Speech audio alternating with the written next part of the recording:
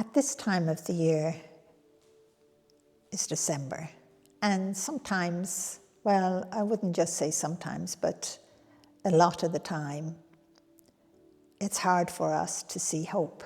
It's hard for us to see light. And it's like, the light and the darkness. It can be a dark time for people because it's the season. It's the season where so many celebrations are going on as well.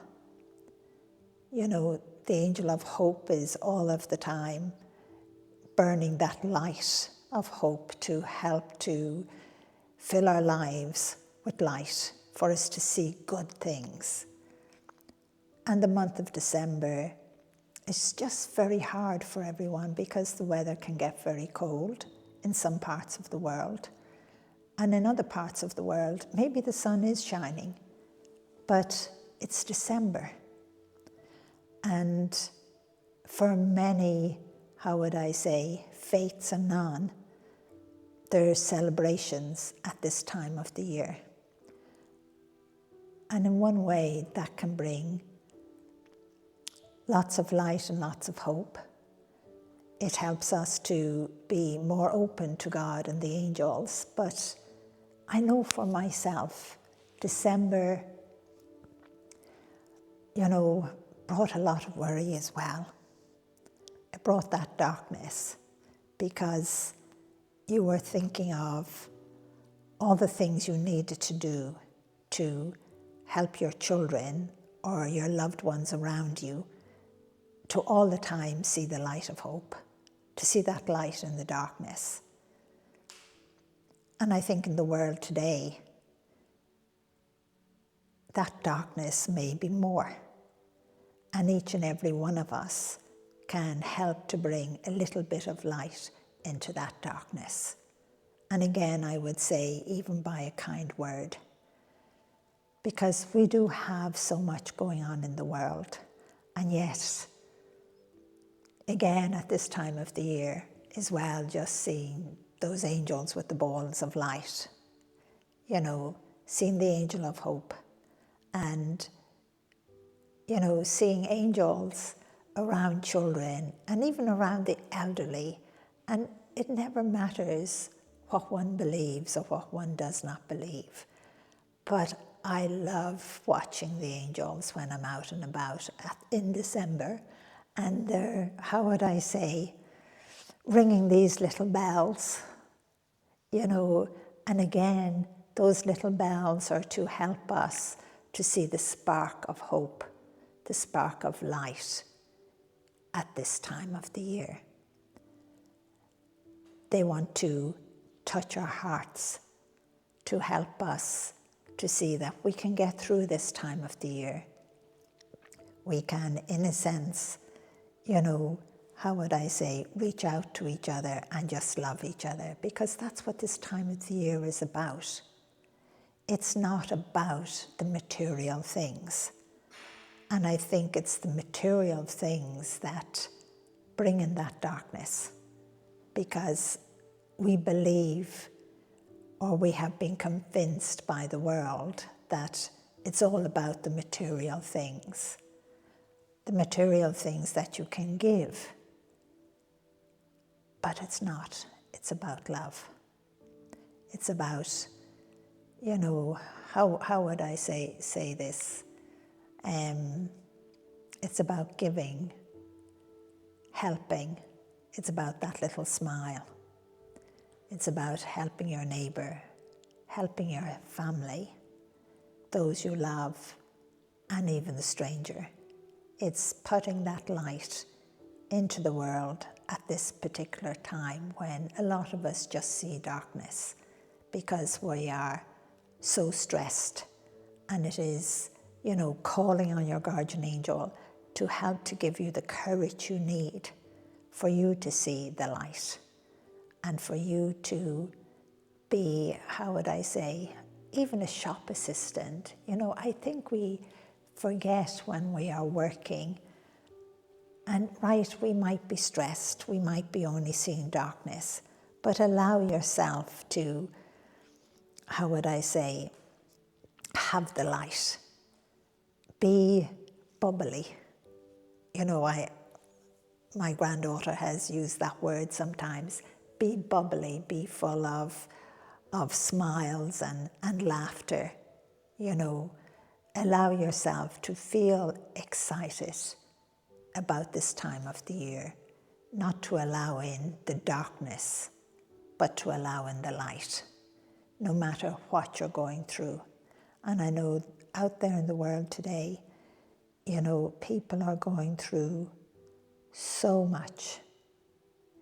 You know, there is so much pain and hurt everywhere, and even in every home. We forget that. So it's like, allow yourself to be that light in the darkness. Allow your light to shine out, but allow the light to shine in as well in that way. Because in a sense, you have to remember that when the month of December is over, is gone, it's past, I would love you then to sit back and think of all the joyous moments you had that pushed away that darkness.